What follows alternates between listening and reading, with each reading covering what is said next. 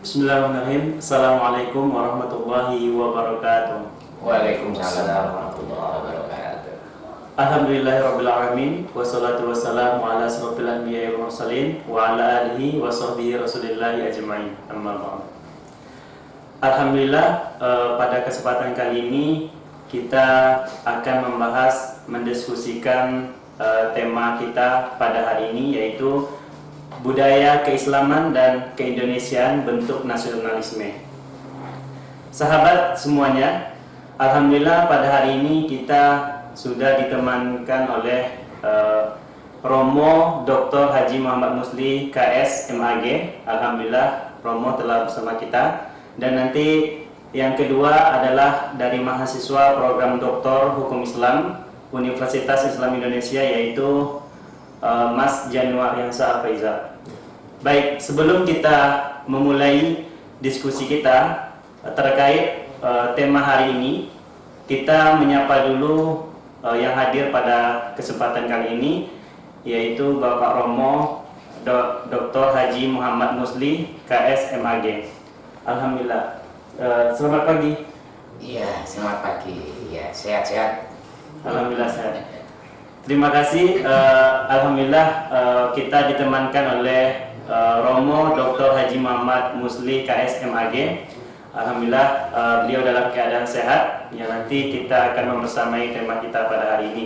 Dan yang kedua, Mas Januar Yansa Faizal.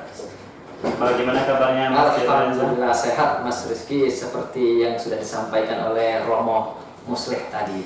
Baik, alhamdulillah. Tema kita pada hari ini yaitu budaya keislaman dan keindonesiaan bentuk nasionalisme.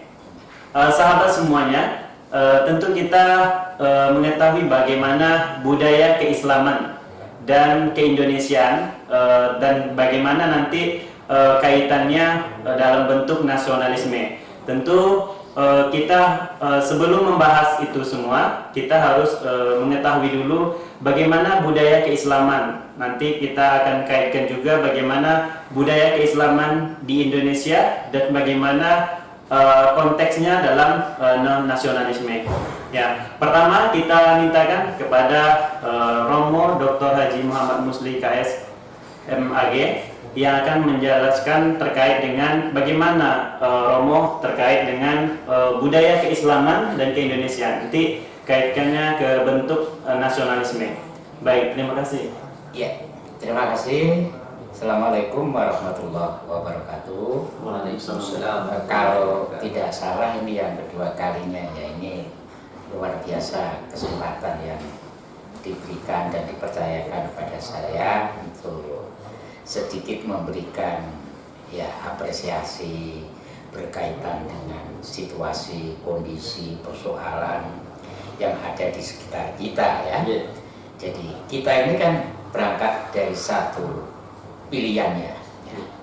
Jadi lebih-lebih yang ada di khususnya di Universitas Islam Indonesia itu kan sebuah perguruan tinggi yang menjadi kebanggaan umat dan pilihan umat untuk ikut berperan andil serta membangun sebuah peradaban ya, peradaban.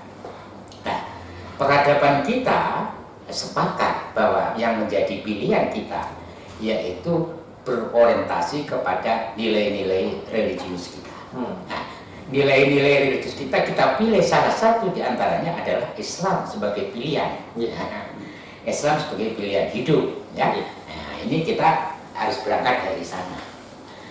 Tentunya ketika manusia bersentuhan dengan nilai-nilai transenden ya, yang bersumber dari Allah Subhanahu wa taala dan itu bersentuhan dengan manusia yang itu juga skenario stratanya lalu perangkatnya sudah sedemikian indahnya didesain oleh Allah Subhanahu wa taala, ini menjadi menarik ketika Islam hadir di tengah-tengah peradaban umat manusia.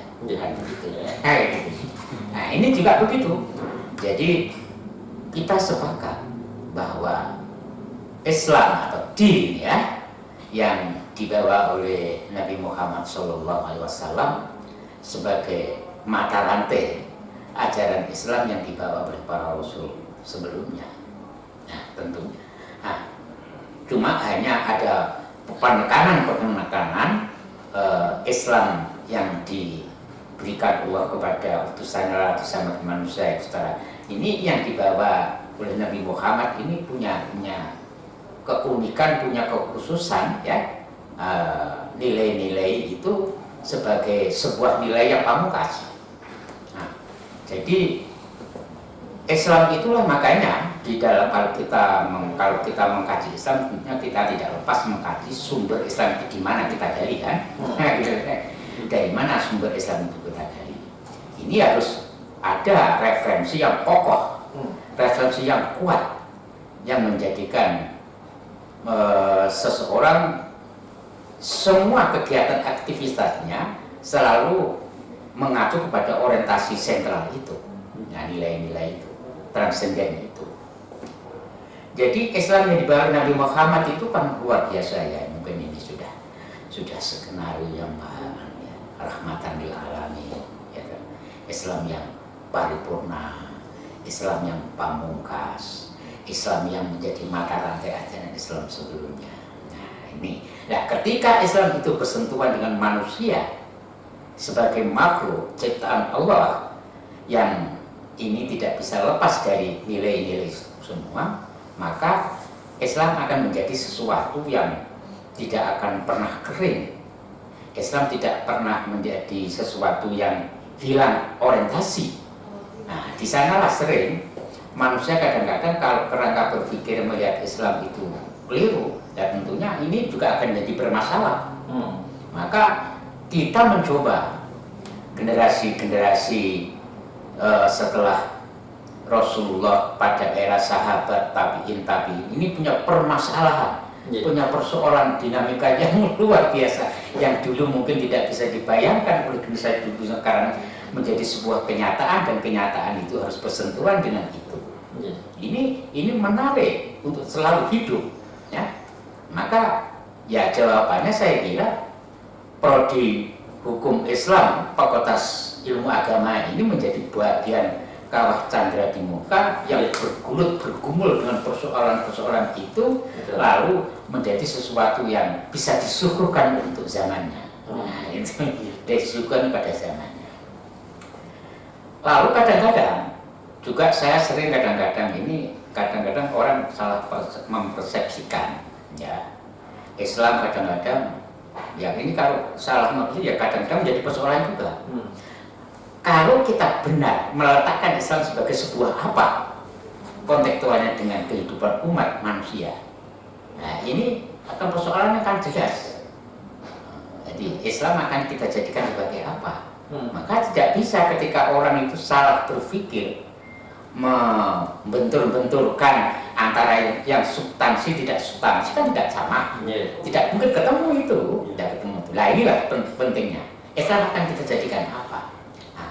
Untuk melihat perkembangan Islam itu tidak lepas dari bagaimana kita meneliti, mengkaji secara original sejarah.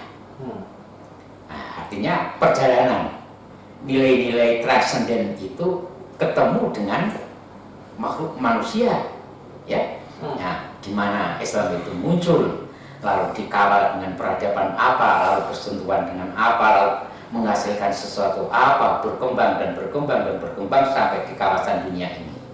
Nah ini saya pikir ya, saya melihat ini memang konstruksi transenden ilahiyah yang ya memang sudah luar biasa skenario.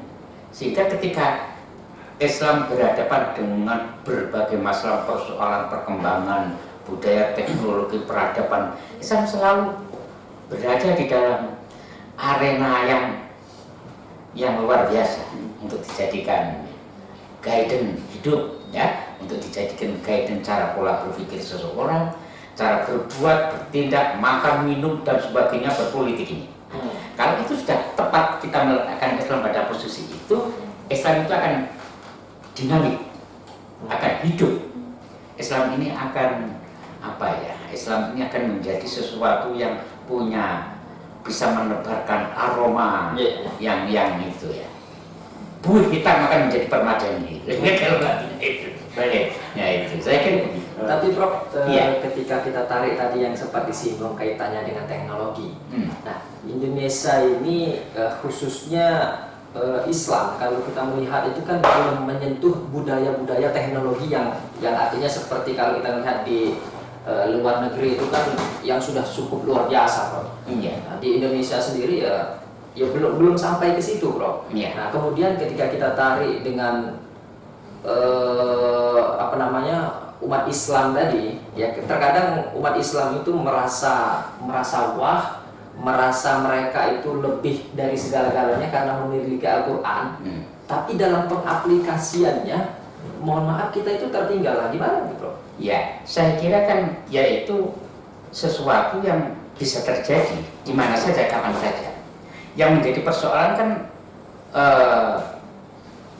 refleksi pelaku-pelaku. Ya, itu yang akan menerjemahkan ke sana. Nah, ketika Islam menghadapi persoalan seperti itu, ya kita memang sebuah keniscayaan seperti itu ya. Nah, ini kembali kepada bagaimana kita umat Islam ya sebagai penerima wahyu, umat Islam sebagai refleksi historis transenden ya, para nabi, para sahabat dan seterusnya. Ini kan maka di dalam Islam pun setelah itu buka ruang yang kalau dalam Islam ya itu kan kuncinya pada pembelajaran. Betul. Ya, pembelajaran. Maka untuk ilma walau di sini misalnya itu kan celah-celah yang nanti akan bisa menjadikan satu magnet ya, menghadapi kekurangan. Ya memang dalam peradaban umat manusia ya kita bisa ketinggalan dengan negara-negara yang lain, misalnya seperti Jepang, Amerika dan lain sebagainya ya itu. Nah, ini bukan persoalan substansi transendennya, tapi persoalan manusia yang menangkap transenden ilahi itu ya mungkin kurang terus diasah, kurang terus dikembangkan. Nilai-nilai kedokteran ahli itu bukan, Indonesia masih jauh ketinggalan. Iya. Coba kalau sekarang ini dalam musim vaksin saja ini kan, kenapa Indonesia tidak bisa misalnya seperti itu? Ini kan yang menjadi persoalan kan. Tapi setidak-tidaknya ketika orang berada di dalam titik zona bawah masih mendapatkan sinar ilahiyah transenden yang masih menjadi pilihan, ini persoalannya adalah persoalan waktu, adalah persoalan pengembangan, adalah persoalan ilmu dan lain sebagainya. Maka jawabannya adalah ya program doktor itu dialognya kan. Terima kasih Romo. Jadi mungkin bisa kita menggambarkan sedikit bahwa memang budaya keislaman itu tentu meletakkan Islam itu tentu pada tempat, pada posisinya gitu kan. Ketika adanya sebuah kebudayaan, tentu Islam sebagai agama yang rahmatan lil alamin, dia bisa menjadi pembawa kebudayaan itu ke arah yang lebih baik gitu kan. Jadi kita sekarang kita minta pendapatnya bagaimana sebagai Mas Jarod Nuariansa sebagai mahasiswa program doktor hukum Islam, tentu sebagai seorang mahasiswa bagaimana pendapat kalian atau Mas Rian tentang budaya keislaman ini, budaya keislaman dan keindonesiaan, dan bagaimana nanti bentuknya terhadap nasionalismenya. Silakan. Baik, terima kasih Mas Rizky. Jadi kaitannya dengan keislaman dan keindonesiaan sebenarnya kan itu sudah sesuai dengan visi misi yang ada di prodi kita ini, Mas Rizky. Artinya prodi kita program doktor ini kan sudah mengangkat isu terkait dengan keislaman dan keindonesiaan. Nah, tinggal bagaimana kita sebagai seorang mahasiswa untuk mengaplikasikan berbagai macam bentuk dari keislaman dan keindonesiaan itu sendiri sesuai dengan target kita untuk mewujudkan nasionalisme tadi. Nah, ketika kita tarik dengan budaya, budaya di Indonesia ini kan sangat beraneka ragam. Karena memang dari Sabang sampai Merauke ada berapa pulau, ada berapa provinsi, dan kalau kita tarik dari masing-masing provinsi itu sendiri kan sudah memiliki perbedaan.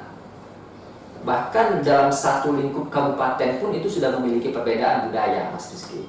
Nah, tinggal bagaimana kita bisa menarik budaya-budaya itu untuk kita satukan.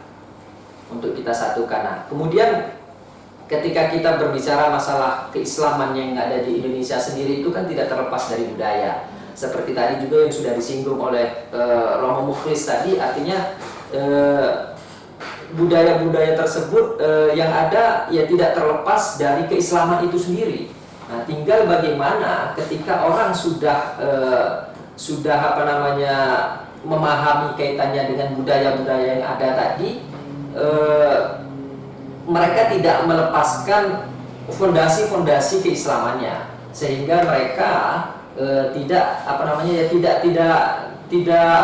lepas begitu saja. Kira-kira begitu, Mas Rizky. Paling tidak bentuk-bentuk keislaman yang ada pada diri kita itu harus tetap selalu tertanam, Mas Rizky. Baik, jadi memang walaupun berbedanya setiap daerah, juga tentu kita mengetahui banyaknya beragam macam kebudayaan. Tentu Islam tentu sebagai agama kita harus bisa memposisikan itu. Dan ketika berbedanya kebudayaan, tapi tetap fondasinya keislaman gitu ya, Prof. Jadi sekarang kita ketika kebudayaan dikaitkan dengan Indonesia, tentu bagaimana tanggapannya kepada Romo? Ini kan tema kita terkait dengan budaya keislaman. Iya. Nah, bagaimana dengan kaitannya terhadap negara seperti nasionalisme, kebudayaan itu? Bagaimana?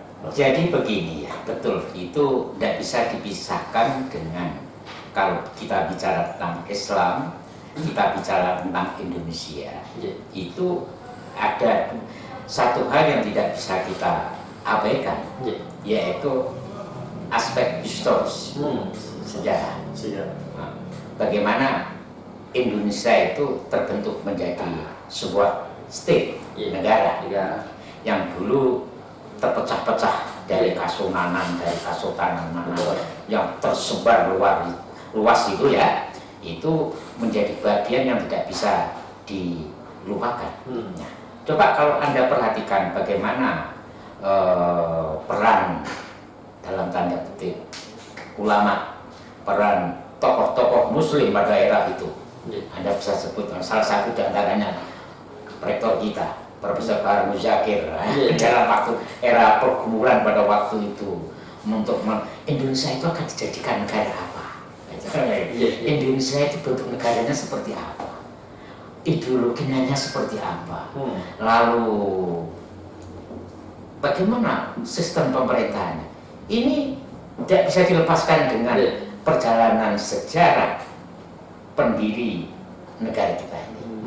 Nah, kalau kita melangkah ke sana, kita bisa menyebut tidak hanya satu dua ratusan tokoh-tokoh yang berperan untuk mengangkatkan Indonesia ini menjadi sebuah state, ya state yang dirahmati Allah, yang bersentuhan dengan nilai-nilai keislaman, ya. Nah, tentunya ini proses yang tidak mudah, ya, tidak mudah. Bagaimana perkembangan Islam di Bali, itu lama sebenarnya. Bagaimana perkembangan Islam di Jawa, gimana di Jawa itu kok tiba-tiba ada masjid modelnya begini, peradabannya begini, lalu di Sasak, di Lombok, di Aceh dan lain sebagainya. Ya ini menjadi penting sekali karena rohnya, cikal bakalnya dari beraneka ragam itu. Nah, ini semangat nasionalisme kalau tidak ada ya buyar, kan menjadi buyar. Negara Jawa Timur, negara Sumeneb, Madura kan buyar itu. Nah, disitulah ketika Pantia ya kan 9 itu, itu sudah punya keinginan ke sana. NKRI ini seperti apa? Bentuk negara kita lalu gimana? Sistemnya seperti apa? Ini. Nah, tentunya di dalam sejarah perkembangan bangsa yang bermacam-macam ini menjadi menarik kalau kita kaji dari sisi budaya, kita kaji dari sisi keislaman, dan itu tidak akan pernah berhenti, ya, tidak akan pernah berhenti. Nah, ini di situ. Jadi justru antara budaya yang hidup di dalam masyarakat Indonesia dan Islam menjadi pilihan sebagian besar, gitu, ya. Islam itu menjadi pilihan din, ini justru ketemu, ya, ketemu si arus listriknya ketemu menjadi satu peradaban ini. Ya mungkin ya dari sisi corak bentuknya ya mungkin ya berbeda, dari sisi pakaiannya, dari ciri makan, dari cara menerima, ini memang punya pola-pola seperti ini, dan itu no problem sepanjang. Maka di dalam Islam pun hebat luar biasa, semua diperbolehkan kecuali yang dilarang. Nah itu ya, kan begitu ya.